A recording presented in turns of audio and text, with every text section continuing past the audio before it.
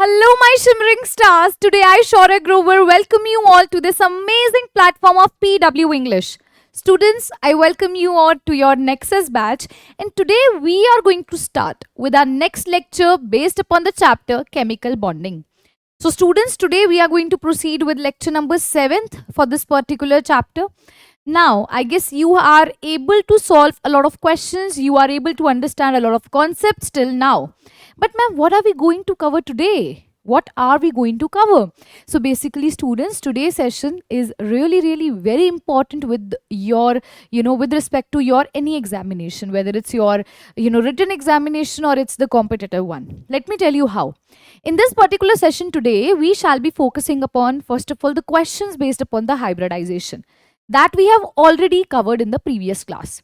After that, students, we are going to focus upon which topic? Molecular orbital theory. Now, this topic is really very important because it will tell you the electronic configuration of molecule, students. Yes, you heard it right. Till now, in chapter number 2, atomic structure, we got to know how to do electronic configuration of elements. But now over here, we will be understanding how we have to write down the electronic configuration of molecules. So, I guess you all are excited. How are we going to do? How it is? Let's see in this particular session. Yes, everybody. So, let us start this class with a beautiful smile, students. What are the topics and how we are going to cover? It's the order over here. The very first part that we shall be starting with is questions from the hybridization concept. Then we will be focusing upon the molecular orbital theory, which is really very important concept. After that, students, we shall be doing the electronic configuration of the molecules, right? Now, let's proceed with the very first part. The very first part over here is some questions from the homework segment and some more questions to, analyze the hybridization. How are we able to solve the questions? Is it right or is it wrong? Let's analyze ourselves, okay? Now, the very first question is I3 negative. How we have to do hybridization? What is the trick to calculate? So, I've already told you, initially you have to calculate total valence electrons divided by 8. After dividing by 8, you will get one quotient, one remainder. Quotient will determine the bond pair electrons and the remainder will determine you about the lone pair of electrons. But remainder directly is not lone pair of electron. First of all, you have to divide remainder by 2. Then you will initially calculate the value of lone pair of electrons. After calculating both the values of bond pair electrons and the lone pair electrons, you need to add them. If their sum comes out to be 2, hybridization will be sp. If the sum comes out to be 3, hybridization will be sp2. If it comes out to be 4 sp3, 5 sp3d, 6 sp3d2 and so on, right? So let's start with the very first molecule over here, I3 negative. Students, iodine comes under the family of fluorine, chlorine, bromine, iodine, which basically has 7 valence electrons in the outermost shell, right? So, the total valence electrons will be how much? 7 into how many iodine? 3. Now, if it is a negative charge written over here, you have to add 1. How many electrons will come over here? 21 plus 1 comes out to be 22 electrons. Now, the next part is you have to divide this number by 8. So, 22 divided by 8. Now, 2 8s are 16 and 6 will be the remainder. So this 2 basically is your quotient which determines the bond pair electrons, and this 6 you have to further divide by 2, you will get 3, which is basically your lone pair electrons. Now add the bond pair electrons and the lone pair electrons, sum comes out to be 5. So the hybridization over here comes out to be sp3d. Now talking about its structure, its geometry, see basically this is your initial central metal atom, iodine. It has 2 bond pair electrons and 3 lone pair of electrons. Now see, if you remember the shape, this is particularly the shape for sp3d. Now we have to arrange lone pair in such a way so that they can get minimum repulsion. We have 3 lone pairs, so they will be arranged in such a way that one of the lone pair is over here, another is over here, another is over here, and 2 iodines will be placed over here. So this is the structure for I3 negative. Now students, how to determine the shape? You have to keep your hands on the, the lone pair of electrons, and it is a straight line. That means it is a linear shape with an angle of 180 degree. So this shape here comes out to be the linear shape with a hybridization of sp3d. Clear? Clear? So whensoever we have lone pair of electrons, the whole shape, the whole geometry changes out, right? Let's do the next molecule, that is IF4 positive. First of all, I'm giving you a minute in order to write it down, in order to see this, and then proceed with the next part. Now, before proceeding to the next part, one more thing, please pause the video, try this by your own, and then match your answer. Because this is the best way to analyze yourself, that whether you are getting the concept or not, whether you are lacking it somewhere or not, right? So analyze yourself, because if you want to achieve in life, self-analysis and self-improvement is really, really very important. Moving on to the molecule we have now, IF4 positive. Similarly, we are going to do for this case. First of all, we are going to calculate the total valence electrons. Now, iodine again comes as 7 valence electron. Fluorine also has 7 valence electrons, and there are total 4 fluorine, but it is a positive charge. When it is a positive charge, you have to subtract 1. When it is a negative, you have to add it, the value that is provided. So 7 plus 28 minus 1, this is basically 35 minus 1, that is 34. Right, students? This is 34. Now 34 are the electrons. You have to divide this number by 8. Now we know that 4 8s is 32. So 2 is the remainder over here. This 4 basically will represent your bond pair electrons, and this 2 you have to further divide it by 2. The number that you will get is lone pair electrons. Now you have to add bond pair electrons and the lone pair of electrons. You will be getting what? Your number, which determines the hybridization. So it's 4 plus 1, that is 5. Hence hybridization is sp3d. Again it's sp3d, right? But over here we have one lone pair of electron. Here we have iodine at the center. We have 5 now. We have to, represent lone pair at a place which has a minimum repulsion position. We have only one lone pair, so it will be represented over here, students. And rest, it will be fluorine that occupies the position. Yes, so now which geometry it is? Just put your hand over here. It is seesaw geometry. It is which kind of a geometry? Seesaw geometry. This, I guess, we have already done this kind of question in the previous class. Clear, everybody? You can write it down. It's seesaw geometry. Shall we move on to the next page if this is written? Yes, everybody. Shall we? Okay. Now, students, let's see the next question. XeOF4. XeOF4. Okay, you can pause the video and write down the questions. So total valence electrons over here again. See, xenon basically has 8 valence electrons. Now adding oxygen basically has 6 valence electrons. Fluorine basically has 7 valence electrons, and we have 4 fluorine. So it is 8 plus 6 plus 28. That means 14 plus 28. That means it's 42 electrons. That means it's 42 electrons, right, everybody? Clear, everyone? Yeah. So now you have to divide this number. We have to divide this number by 8. By which? By 8. So 5 8s is 40, 2 is the remainder. So this 5 basically is your bond pair electrons. And this 2 you have to further divide it by 2, you will get lone pair of electrons. So here you have got 5 bond pair electrons and 1 lone pair of electrons. Their sum determines the hybridization. 5 plus 1 comes out to be 6, and hybridization over here will be sp3d2. Yes, everyone? Right. Now we basically know it is the octahedral shape that we are going to determine. So its shape should be like this. Now, lone pair of electrons will come at a position which requires the minimum repulsion. So we can place the lone pair of electrons over here, students, right? Now we have 4 fluorine. All of the fluorine will be arranged in a similar pattern. Now we are left with oxygen. Now you will place oxygen, but this is the incorrect structure. Why? Just count the electrons in the case of xenon over here. Okay, in the case of xenon, if you're counting the electrons, in the case of oxygen atom, you are counting the electrons. Here you will be observing that we will be getting a double bond. Then only it is the correct structure. Okay, then only it comes out to be the correct structure for XeF4. This is the correct structure for XeF4, students. This is the correct structure for XeF4. And if you are creating the geometry over here, if you want to determine the geometry over here, just connect it all of them together. It creates a square pyramidal shape. It creates a square pyramidal shape. Everybody just take a minute and write this down. Just write this down, students. Square pyramidal shape. Done with this part. If you want to write, you can write it as square pyramidal shape. Yeah, now comes XeO2F2. Let's start with this now. Let's calculate total valence electrons. It is xenon contains 8 electrons plus oxygen holds 6 electrons. There are 2 oxygen and fluorine holds 7 electrons. There are 2 fluorine. So this is 8 plus 12 plus 14. This is 34 electrons. Now 34 divided by 8 if we'll go on. Basically it goes on the table of 4. 4 8 is 32. 2 is remainder.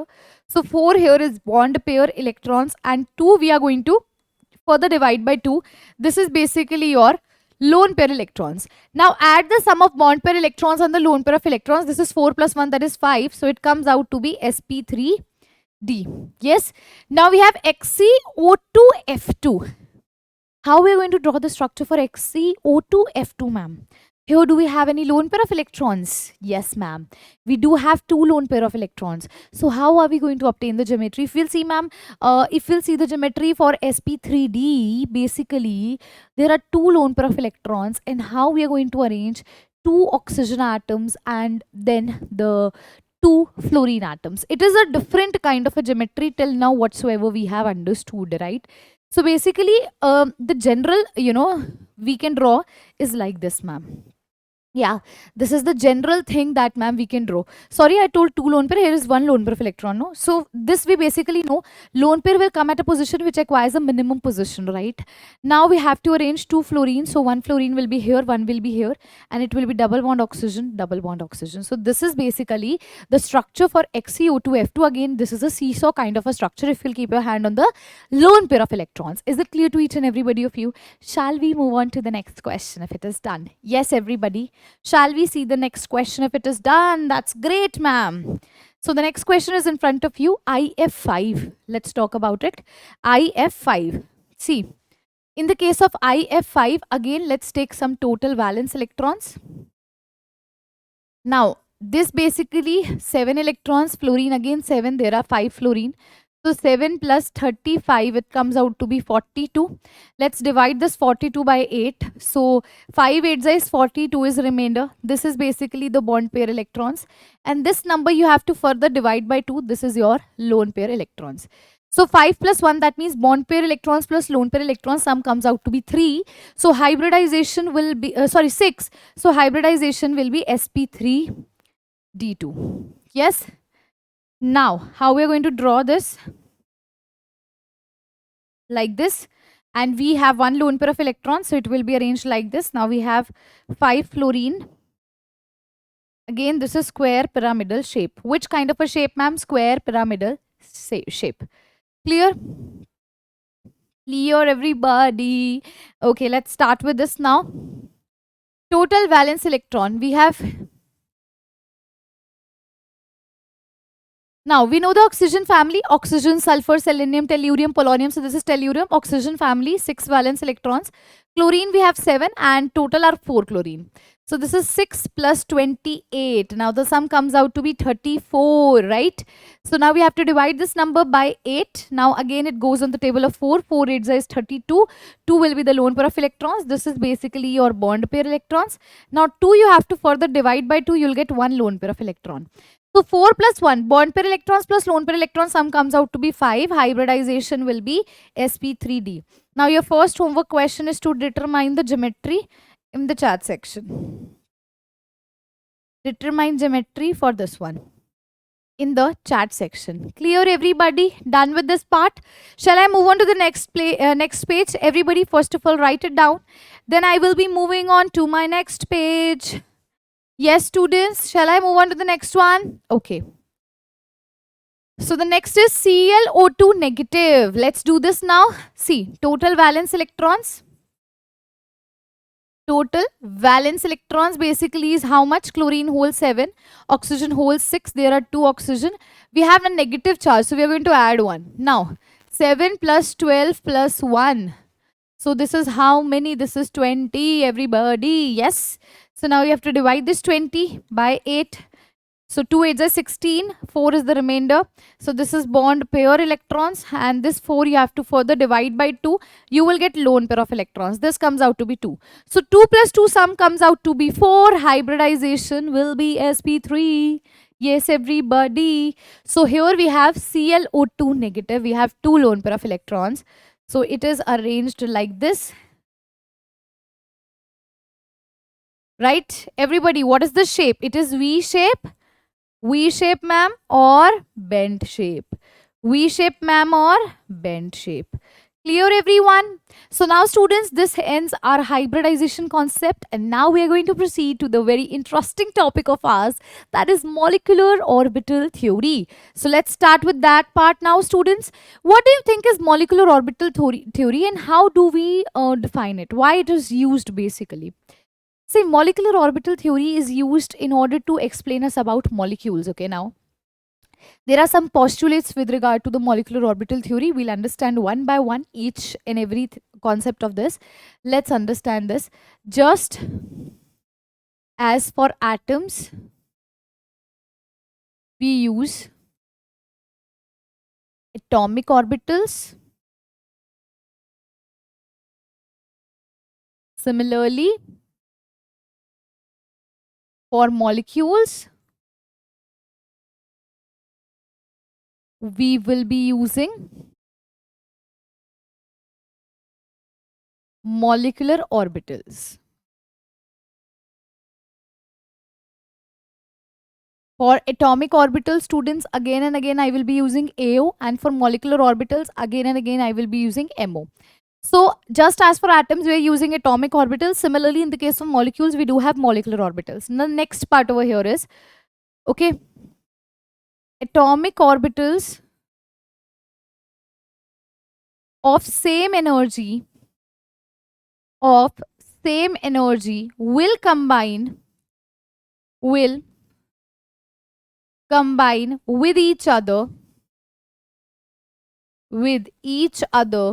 to form with each other to form molecular orbitals. To form molecular orbitals. Just understand, you know, I can combine 1s and 1s. I cannot combine 1s and 2s or 1s and 2p, right? So atomic orbitals with the same energy can combine with each other in order to form a molecular orbital. Great. Now, the next key point, the number of atomic orbitals, the number of atomic orbitals that combine with each other, that combined with each other determines the number of molecular orbital that are produced.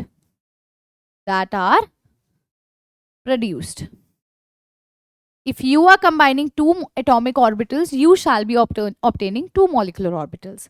Clear, everybody? Right. Now, there are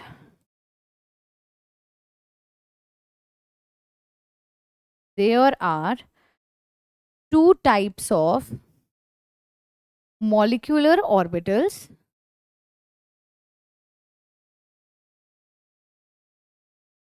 There are two types of molecular orbitals. One is bonding molecular orbital. Bonding molecular orbital. Another one is anti-bonding molecular orbital. Bonding molecular orbital I will be writing as BMO. Anti-bonding molecular orbital I will be writing as AMO. Right? Clear with this postulate? Shall I repeat this and we shall move on to the next slide? First is, just as for the atoms we are using atomic orbitals, similarly for the molecules we shall be using the molecular orbitals. The next part is atomic orbitals of the same energy will combine each other to form the molecular orbitals. With different energy they won't combine. Do remember this and keep in your mind. The next part, the number of atomic orbitals that combine with each other will basically tell us how much molecular orbitals we will get as a product. So if you're combining three atomic orbitals, you will get three molecular orbitals. If you're combining two, you will get two. Now, there are two types of molecular orbital. One is bonding molecular orbital, another one is anti-bonding molecular orbital. Next, bonding molecular orbital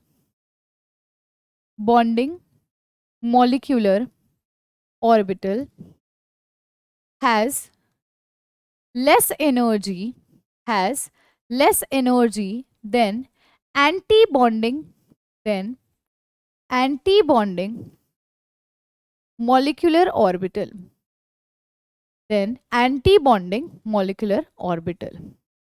Always remember, bonding molecular orbital will have lesser energy than the anti-bonding one. The next part. Electrons are filled. Electrons are filled in the same manner. In the same manner in molecular orbital. In molecular orbitals as it was filled in atomic orbitals. Atomic orbitals. The orbitals with lower energy will be filled first.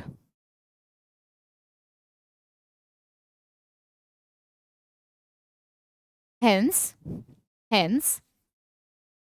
bonding molecular orbitals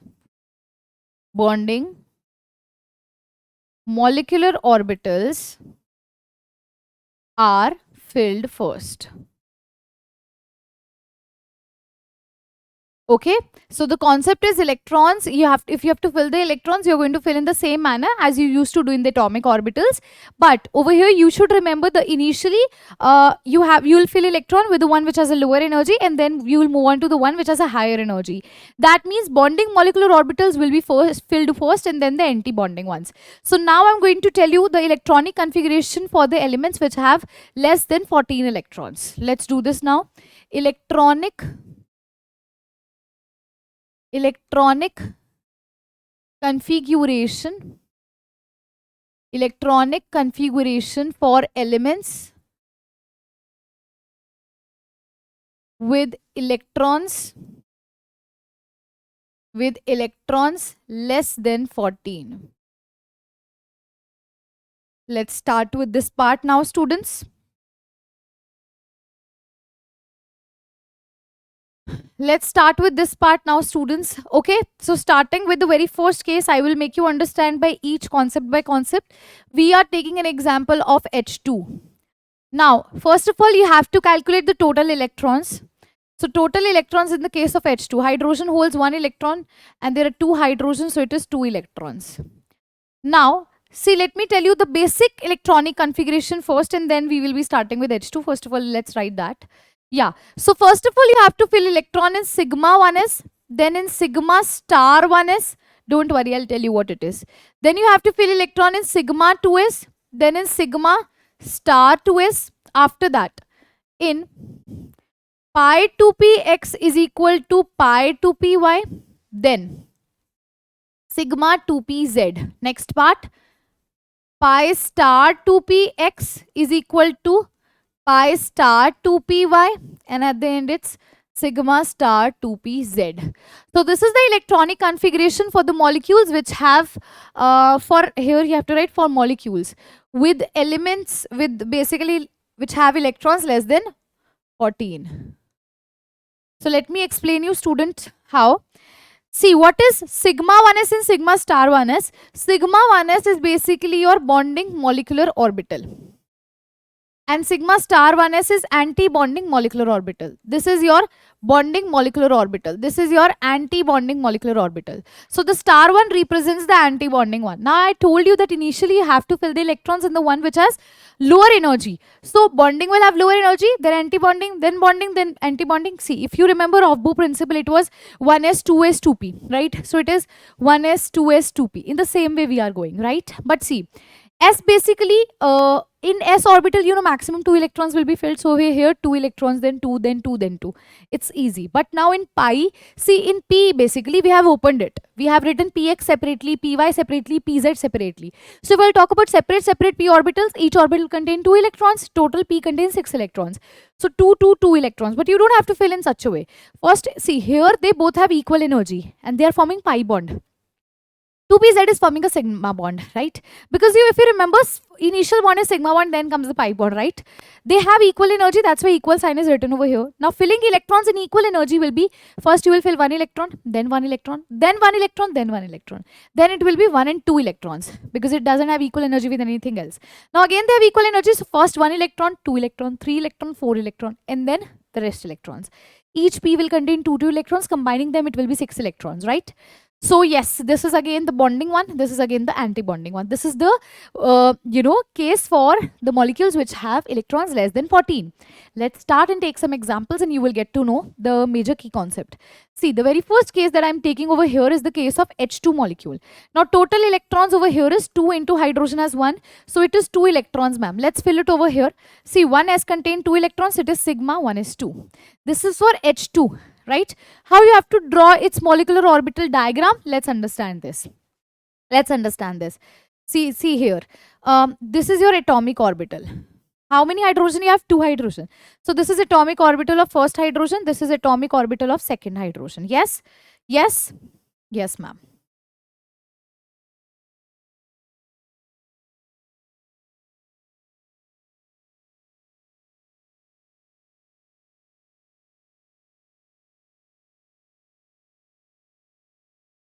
Yes, everybody. This is atomic. This is first hydrogen molecule. This is second hydrogen molecule. 2 atomic orbitals, when they combine, they form 2 molecular orbitals. Right? So 2 molecular orbitals will be formed. 2 molecular orbitals will be formed. Clear? Now, if I talk about single hydrogen configuration, it is atomic number 1. So it is 1s1. That means it will hold 1 electron. It will hold 1 electron, right? When it is combining, this is basically your sigma 1s and this is basically your sigma star 1s. Sigma 1s is combining to form sigma 1s and sigma star 1s. Sigma 1s and sigma star 1s. Bonding molecular orbital has lesser energy, anti-bonding one has higher energy. This has lesser energy than the normal one. See, this is basically the normal energy level. This is basically the normal energy level. So from the normal one, it has a lower energy, the bonding one. This is your bonding molecular orbital. This is your anti-bonding molecular orbital, which has a higher energy than the normal ones. And electrons initially are filled in sigma 1s2. How many? 2 electrons. So this is the molecular orbital diagram for the case of what? For the case of H2 molecule. Clear, everybody? Everybody, first of all, please write it down so that we can now move on to the next part. For H2, if it is done, let's move on to the next part now. For H2, if it is done, let's see the next part. Done. Let's see for He2 now. Let's move on to the next one now. Let's move on for the next one now. It is He2 now. Helium. Helium basically, hydrogen, helium. 2 electrons. There are 2 helium, so 4 electrons. Now electron will be what? It will be sigma 1s2. 2 electrons are filled. Now in what? In antibonding, sigma star 1s2. How many electrons? 2 plus 2 is 4 electrons, right? How we have to draw its structure? Again in the same way, initial one, if I'll talk about only helium, atomic number is 2, so electrons is 1s2. So first of all, we will be drawing atomic orbital, another atomic orbital. These both atomic orbitals are combining.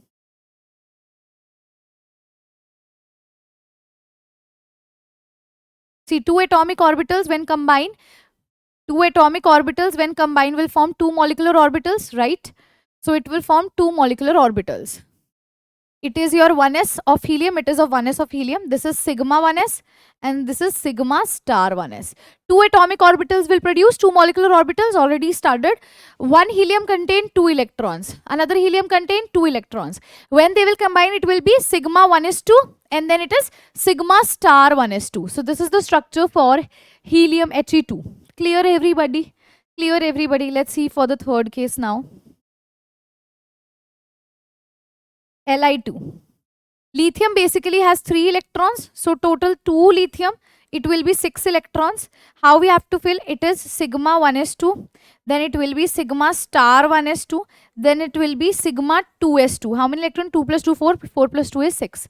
Now let's do this on another. Okay, we'll do it over here. See now. You are drawing the energy profile diagram though. This is basically the energy level. This is the atomic orbitals. Now see, students. This is your, let's write for only lithium. Atomic number is 3. So it is 1s2, 2s1, right? So first I'm creating 1s orbital. here I am creating 1s orbital. Two 1s orbital will combine to produce two molecular orbitals.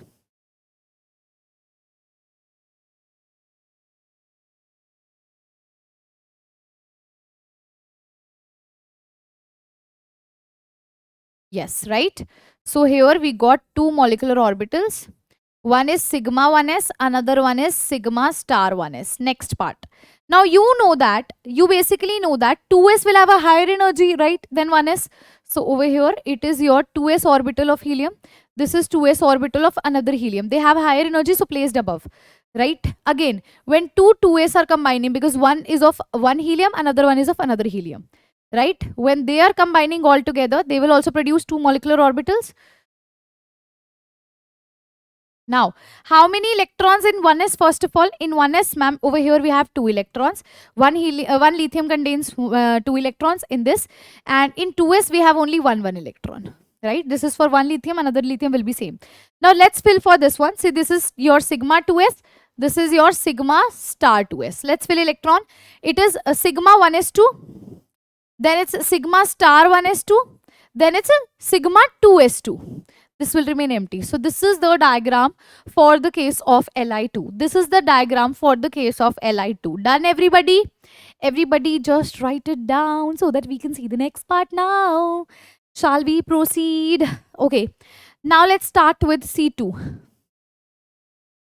Fourth case that I'm taking over here is C2. See, carbon basically contains how many electrons? Carbon basically contains 6 electrons. There are 2 carbons, so it's 12 electrons. Now it is going to be sigma 1s2, sigma star 1s2, sigma 2s2, sigma star 2s2. Count electrons. 2 plus 2, 4, 4 plus 2, 6, 6 plus 2 is 8. Still we're left with 4. Now comes 2px is equals to pi 2py. See, one electron, one electron. How many electron now? 2 plus 2, 4, 5, 6, 7, 8, 9 and 10. We have to fill 12. So it is going to be 11 and then it comes out to be 12. So you have to do 1, 1, 1, 1 like this. So now count 2 plus 2, 4, 6, 8, 10, 12. This is the configuration. Let's draw this now. Simple one carbon has atomic number 6. So it is 1s2, 2s2, 2p2. Let's see this now.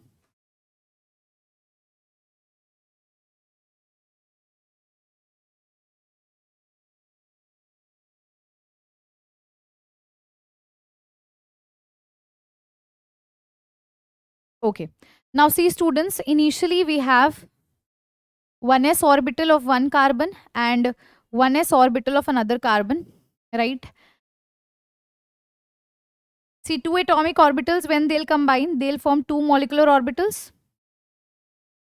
Two atomic orbitals will give two molecular orbitals. Number of atomic orbitals provide you equal number of molecular orbitals.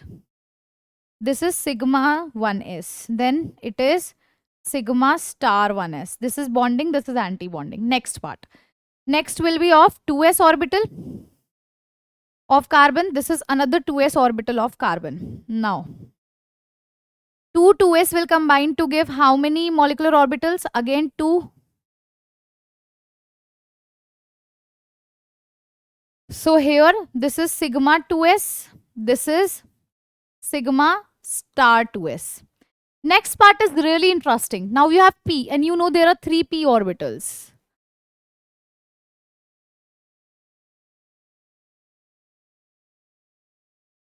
Three p orbitals. Let's see this. Now see, when they will combine, we know that it is pi 2px is equivalent to pi 2py, which has the lowest energy because initially electrons are filled over there, no?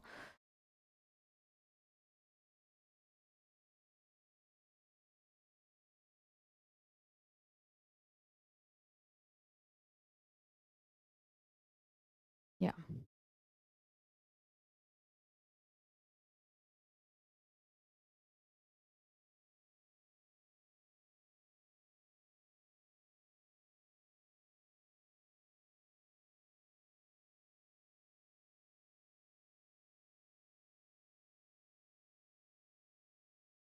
Now see, students. See, let's come to this page and let's understand. Initial, we will draw pi 2px is equals to pi 2py. Two orbitals having same energy. So this is like this. This is pi 2px, which is equal to pi 2py. That's why they are drawn together. Drawn together. Now coming back over here, we have sigma 2pz, which has a higher energy. So here this is sigma 2pz, which has a higher energy. Clear? Now after this we have pi star 2px is equals to pi star 2py. Again, two orbitals we have. This is pi star 2px and this is pi star 2py, which has a equal energy. And at last, what do we have? At last, we have sigma star 2pz.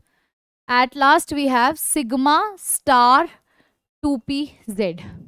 Best way to learn is it's 1, then 2, then 1, then 2.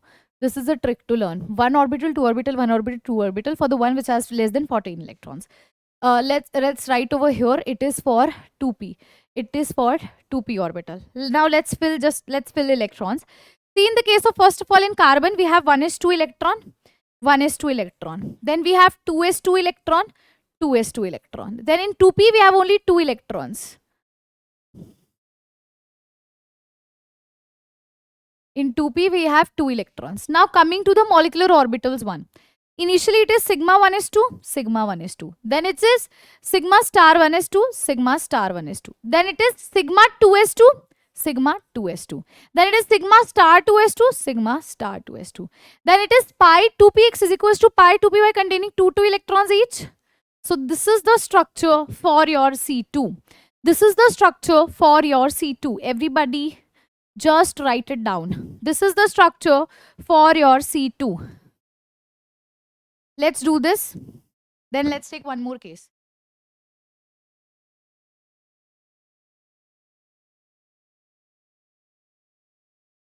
Let's go for the next case. Let's take the case of B2. Let's take the case of B2 now. The boron basically contains 5 electrons. Total there are 2 borons, so this comes out to be 10 electrons. Let's fill it out now. It will be sigma 1s2, then it's sigma star 1s2, then it's sigma 2s2, then it's sigma star 2s2. Let's count the electrons. 2 plus 2, 4, 4 plus 2, 6, 6 plus 2 is 8. You have to fill now 2 more electrons. 8 done, no? Now it is pi 2px is equivalent to pi 2py, right? Here you have to fill 2 more electrons. I told you 1, 1, 1, 1. You have to fill like this when the energies are equal. So it is 1 electron and 1 electron. Clear, everybody? Now count the electron. 2 plus 2, 4 plus 6 plus 8 plus 9 plus 10 electrons. Let's talk about a single boron with an atomic number 5. It has 1s2, 2s2 and 2p1. So 2 plus 2, 4 plus 1, 5. Let's draw its structure now, everybody.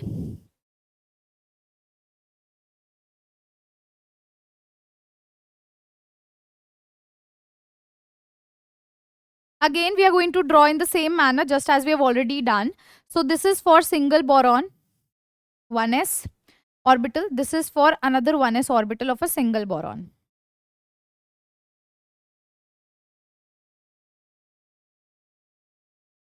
Two atomic orbitals will produce 2 molecular orbitals, right? So this is going to be sigma 1s. This is going to be higher one, that is sigma star 1s. This is bonding molecular orbital. This is anti-bonding. Now we have for next boron, we have what? We have, ma'am, 2s. So this is 2s orbital. This is again 2s orbital.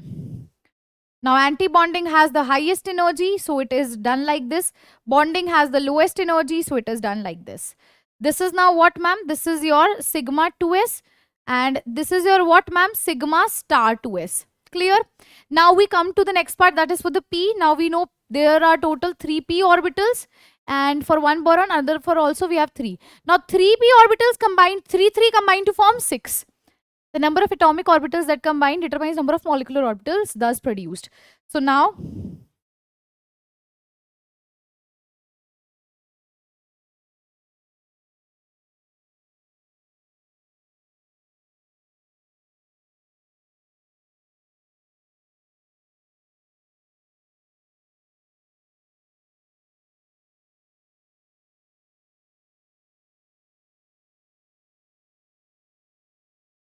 yes.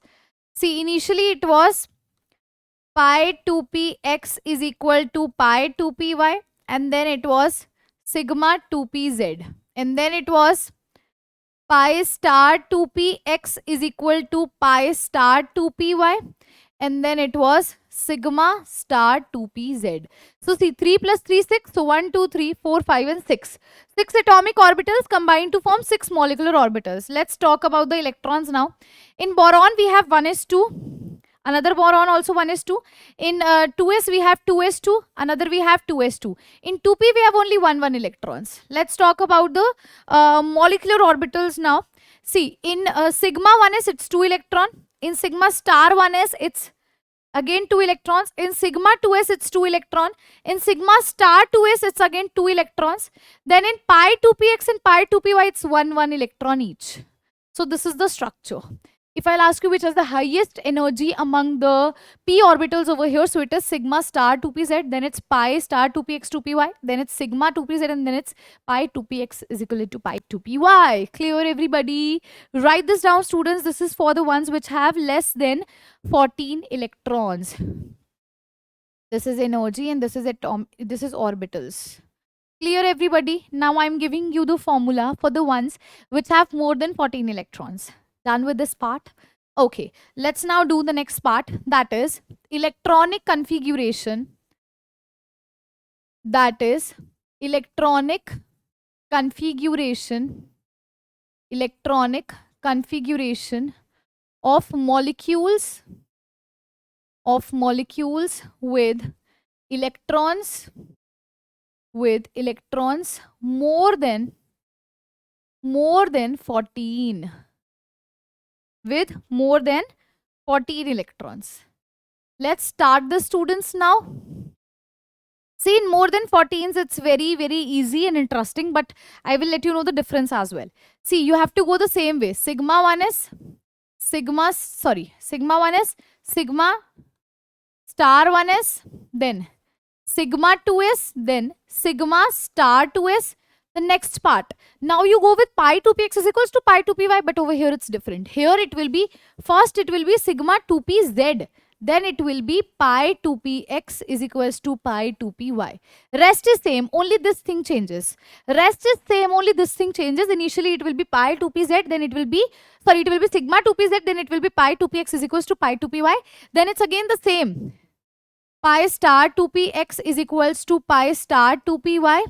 And it is sigma star 2pz. Clear, everyone? Only this part changes over here. This is interchanged over here. The concept remains same. Each p will hold 2 electrons. Over here, when it is equal energy, 1 filling of electron will take place. Clear, everybody? First of all, write this down, students. Now, there is one homework question for this. Write down the electronic configuration of O2. I will let you know, but I want you all to understand the difference between both of them. Right, for the case of O2, okay, it has more than 14 electrons. So let's see how you're going to write it and how you're going to create a molecular orbital. Clear, everybody? Yes. So now I end this class over here. Now, students, let me tell you, this particular session of our, for this particular chapter, chemical bonding, is really very important part, everybody. Is really very important part. So do practice a lot of questions, and yes, cover your NCRT, back exercises and text exercises, because tomorrow we will be having a last session, and in that last session we will be covering topics like bond order, bond parameter, bond length, okay, more about ionic bond, covalent bond, lattice enthalpy. All of these topics we will be covering, and also we will be doing the homework questions of all the chapters, of all the sessions of this particular chapter that we have covered. We're going to cover NCRT in depth tomorrow. That means we're going to wrap up the complete chapter. Small portion which are left over, we will be vanishing that. So I want you all to practice questions based upon the topics that we have done today, because today's session is really very important. Students, don't miss this class, okay? And if you are seeing this afterwards, then practice a lot of questions for this particular part. Molecular orbital theory and hybridization from the chemical bonding is really very important. Both of these topics, hybridization, molecular orbital theory, very important part. Clear, everybody? So now, students, we shall be meeting in the next session. Till then, keep smiling, keep learning. Thank you so much and have a good day, everybody. Take care.